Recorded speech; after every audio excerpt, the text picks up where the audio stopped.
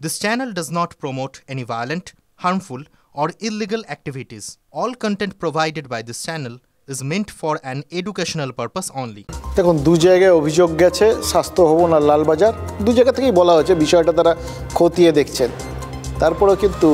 কয়েকটা কথা না বললেই নয় আচ্ছা দেখলাম তো 3-4টে মাত্র লোক তাদের থামাতেও তেমন মহিলা রয়েছেন তাদের থামাতে লাঠি চলল বিরাট জনতাকে ছত্রভঙ্গ করতে গিয়ে লাঠি চালাতে হলে একটা কথা ছিল কিন্তু এরকম 3-4টে লোককে ছত্রভঙ্গ করতে লাঠি চালাতে হয় তাহলে তো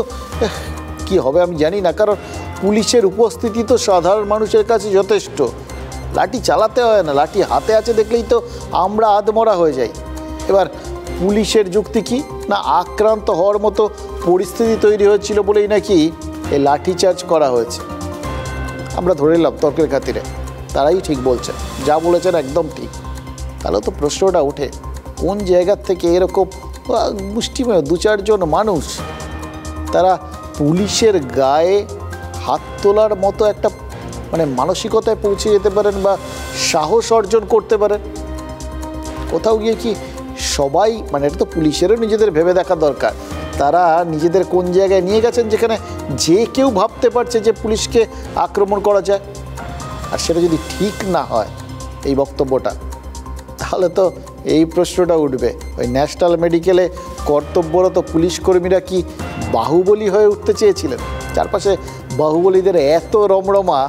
দেখে তারা কোথাও গিয়ে অনুপ্রাণিত হয়ে গেছিলেন দেখুন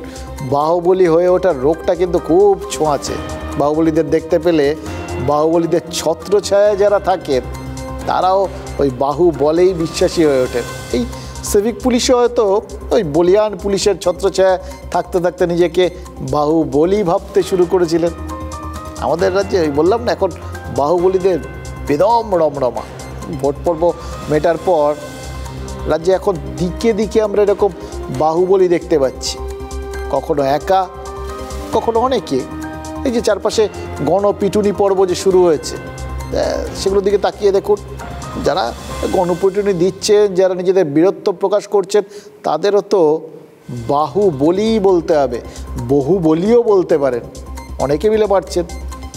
বউবাজার সল্টলেক তারকেশ্বর ঝাড়গ্রাম পান্ডুয়া তালিকা তো ক্রমশ লম্বা হচ্ছে মানে বিস্তারটা খেয়াল করে দেখুন গাঙ্গেয় বঙ্গ থেকে রাঢ় বঙ্গ হয়ে উত্তরবঙ্গ বাকি আর রইল কি 28 জুন বউবাজারের সরকারি হোস্টেলে চোর সন্দেহে একজনকে পিটিয়ে মারা হয় ঠিক তার পরের দিন 29 তারিখ সল্টলেকের পোলে নাইটে এক যুবককে চোর সন্দেহে পিটিয়ে মেরে ফেলা হলো আর গতকাল হুগলির পান্ডুয়া আর তারকেশ্বর আর ওদিকে ঝাড়গ্রাম একদিনে গণপিটুনিতে 3 জনের মৃত্যু হয়েছে অর্থাৎ গত 4 দিনে গণপিটুনির জেরে 5 জন সহনাগরিকের প্রাণ গেল আপনাদের এটা মনে করিয়ে দিই জানেন তো আমরা ভুলে যাই তো 2014 সালে এনআরএস হাসপাতালে কোরপান শাহর মৃত্যু হয়েছিল গণপিটুনিতে সেই